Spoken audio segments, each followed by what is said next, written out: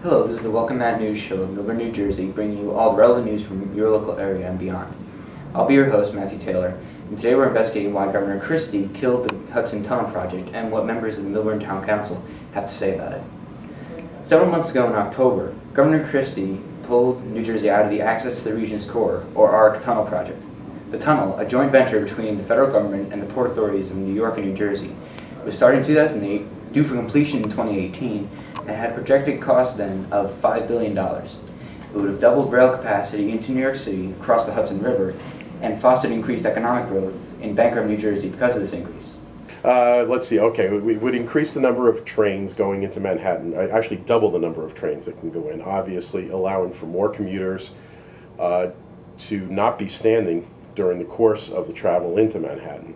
And it would attract more people to Millburn Short Hills based on the fact that it's an easier commute and people can get to and from work quicker, making them, in addition to the good school system within our community, we now have good transportation to the jobs that are in Manhattan and that will be increasing in Manhattan because there are hundreds of thousands of square feet of office space presently being constructed in southern Manhattan. That's all planning on coming in line within the next 10 years. And that's really when the ARC Tunnel was proposed to be finished. So it would have increased the number of jobs of people that can get into Manhattan at a faster basis. They bring that money back to New Jersey. They spend that money in New Jersey. It helps our economy.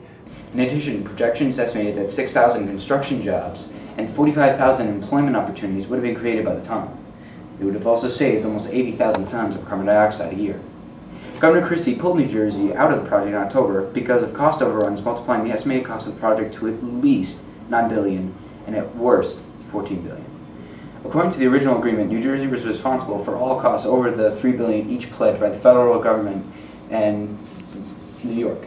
The thing that you have to consider when you're looking at this overall ARC project is the fact that there is approximately $1.7 billion pledged by the Turnpike Authority, and that Port Authority has another approximately $2 billion pledged for this project.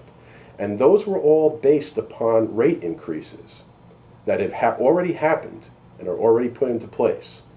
So you have a substantial amount of money sitting out there that was collected that was supposed to be put into the ARC Tunnel that now is sitting fallow. I don't know where the money is, I don't know what the money is going to be used for, or if it's going to be appropriated for other projects the governor wishes to pursue. The tunnel also would have required construction of a 6-story underground station at 34th Street to serve as the New York end of the rail line, with no connections to either Penn Station, Grand Central, or the New York subway system. Despite these shortcomings and apparent costs of the state, a wave of criticism has hit the Christie administration in light of the killing of the tunnel. His detractors point out that the federal money pledged to the project will simply be withdrawn and sent to other states for their own transportation projects. New Jersey no longer has access to it. They also accuse him of making the decision for political purposes, as he also intended to use the federal money to patch up the state's infrastructure, which he cannot do since the federal government is withdrawing the funds. Now, faced with a still bankrupt state, no increase in transportation capacity, little hope of fostering economic growth, and still under attack for the education cuts earlier this year, Governor Christie is in dire public and political straits indeed. Thanks for watching the WelcomeMAT News Show, bringing you all the relevant news from your local area and beyond. I'm your host, Matt Taylor, and thanks for watching.